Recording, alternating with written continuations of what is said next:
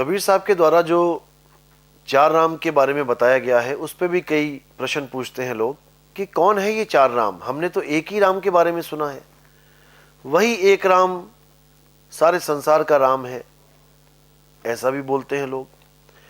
लेकिन ऐसा सत्य नहीं है। कबीर साहब ने किन चार रामों की बात करी है इसको अच्छी तरह समझेंगे।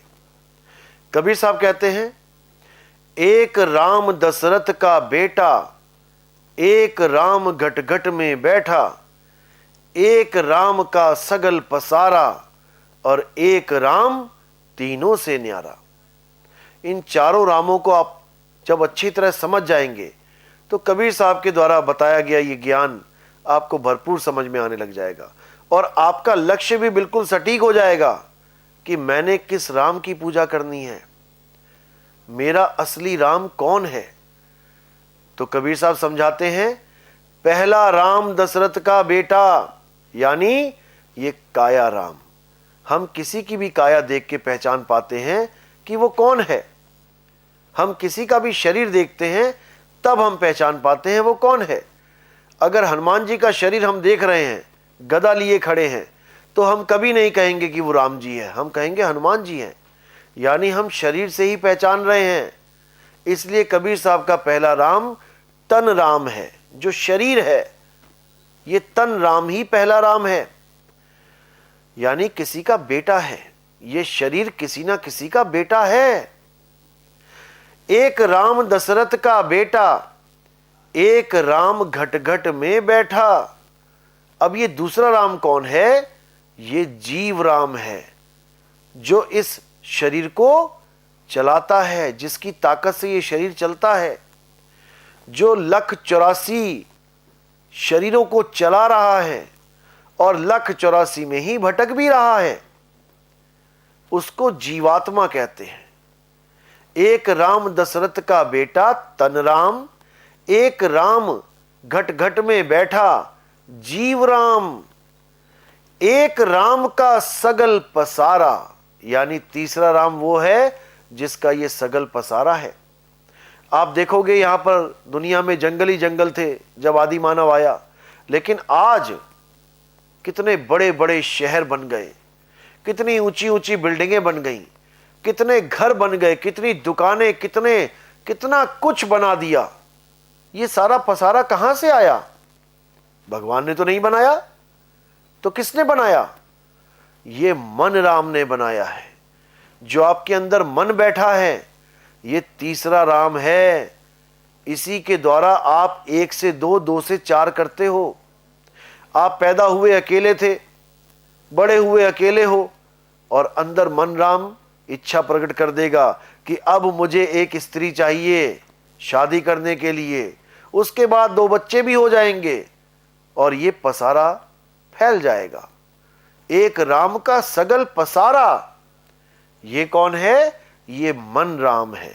और एक राम तीनों से न्यारा। अब ये तीनों रामों से न्यारा कौन है? क्योंकि भरमाने वाले भरमा देते हैं कि नहीं, देखो कबीर साहब ने हर जगह एक राम एक राम एक राम ही बोला, राम तो एक ही है। ऐसा नहीं है। एक राम बोला दशरथ का बेटा, एक राम घट घट में बैठा, एक राम का सगल पसारा, एक राम तीनों से न्यारा, यानी तीनों रामों को जानो और उससे न्यारा जो है वो चौथा राम है। जब तक इसको नहीं समझोगे, जब तक आपको समझ में आने वाला नहीं है कि आपको किस राम की पूजा करनी है, किस राम की शरण में जाना है। पहला राम दशरथ का बेटा वो शरीर रूपी रथ है, राम जी का वो रथ है। तुम रथ को राम समझ बैठे हो, तुम रथ को कृष्ण समझ बैठे हो। इसी प्रकार तुम अपने शरीर को अपना स्वरूप समझ बैठे हो, जबकि तुम एक दिन ये शरीर छोड़ के जाओगे। तो जो जाएगा वो कौन है? वो रथ तो नहीं है। रथ तो धराशायी हो गया, रथ तो गिर पड़ा, मिट्टी में मिल जाएगा। वो कौन है जिसे यमदूत लेके जा रहे हैं? वो रथ नहीं है, वो जीव है। यानी एक राम इस काया को गिरा के दूसरे राम यानी जीव आत्मा को पकड़ के यमदूत लेके जा रहे हैं। अब तीसरा राम जो ये मन राम है, इसके भी खेल को समझ लो। इस मन के मते ना चालिए, ये मन है पक्का दूत। इस मन के कहे में नहीं चलना है, क्योंकि हमारा राम इस मन से भी न्यारा है। बहुत से गुरु ये बोल देते हैं कि मन ही परमात्मा है, मन ही ईश्वर है, मन को ही प्रेम करो, मन को कभी दुखी मत करो, मन जो कहता है वो कर दो। ऐसे भी बैठे हैं, लेकिन कबीर साहब बिल्कुल मना करते हैं। मन के मते ना चालिए, मन के मते मत चलो। मन तो पता नहीं कहां कहां ले जाए। अगर मन चला भी जाता है कहीं और गलत जगह जा रहा है, तो इस तन को रोक लो। मन जाता है तो जाने दे, तू थाम के राख शरीर, उतरा पड़ा कमान से क्या कर साके तीर। अगर मन कह भी रहा है कि चलो आज मीट खाने चलते हैं, अगर आज दारू पीने चलते हैं, तो उसको कहो तू जा, मैं नहीं जाऊंगा और ना ही मैं इस शरीर को जाने दूंगा। मन जाता है तो जाने दे, यानी तीसरा राम जाता है तो जाने दे।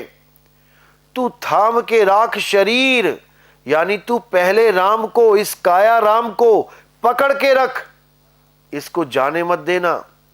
उतरा पड़ा कमान से और क्या कर साके तीर। कमान से तीर उतरा पड़ा है तो कैसे चलेगा? कमान पे चढ़ा मत देना, नहीं तो पूरे वेग के साथ निकलेगा और तुम्हारी हानि करेगा। तो इन चारों रामों को कबीर साहब ने खूब समझाया है और इनके स्वरूप को भी समझाया है कि चारों राम के स्वरूप क्या हैं। जैसे काया राम का स्वरूप आपको दिखाई देता है सामने आंखों से, ऐसे ही जीव राम का स्वरूप क्या है। जो भेदी गुरु होता है वो इन चारों के स्वरूप को जानता है, और जो भेदी गुरु नहीं होता है वो एक भी राम की बात नहीं बता पाता। तो एक राम काया का स्वरूप, दूसरा राम जीव का स्वरूप। ये जीवात्मा का स्वरूप क्या है, कैसे पहचाने कि ये जीवात्मा है? तीसरा स्वरूप मन का स्वरूप। ये मन क्या है, कैसा दिखाई देता है? क्योंकि ये मन आपके साथ 24 घंटे रहता है और आप हर जगह इस मन का प्रयोग करते हो।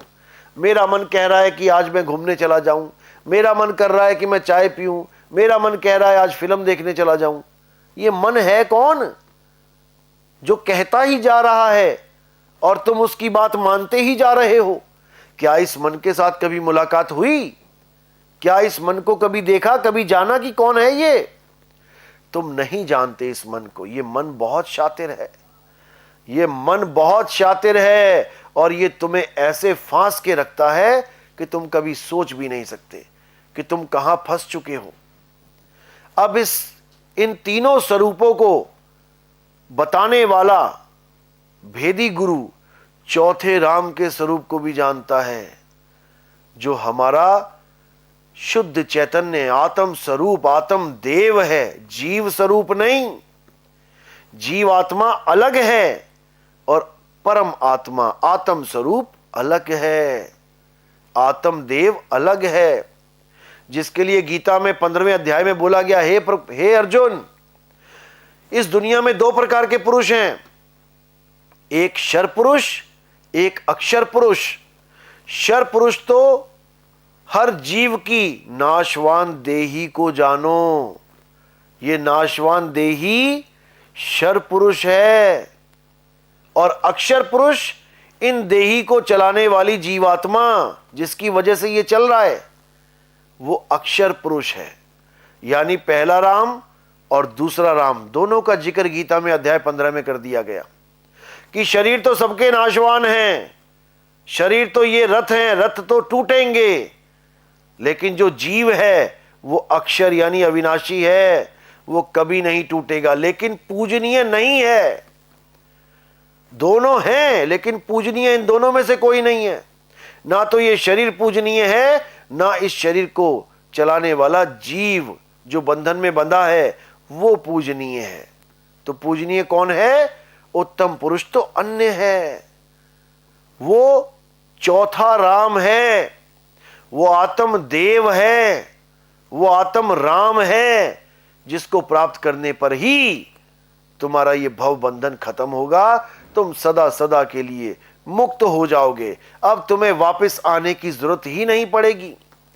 जिसके लिए गीता में बोला है, हे अर्जुन, परम धाम वो धाम होता है जहां पर जाने के बाद जीव कभी वापस नहीं आता इस गर्भ जून में, इस नाशवान संसार में।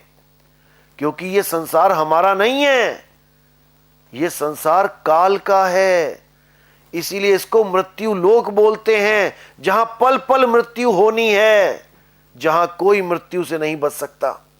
इसीलिए कबीर साहब ने कहा, रहना नहीं देश बेगाना है, और ये धरती कागज की पुड़िया, बूंद पड़े घुल जाना है।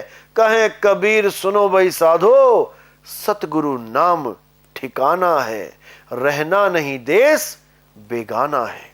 ये बेगाना देश है भाई, यहां पल का नहीं पता तुम्हारे साथ क्या हो जाए।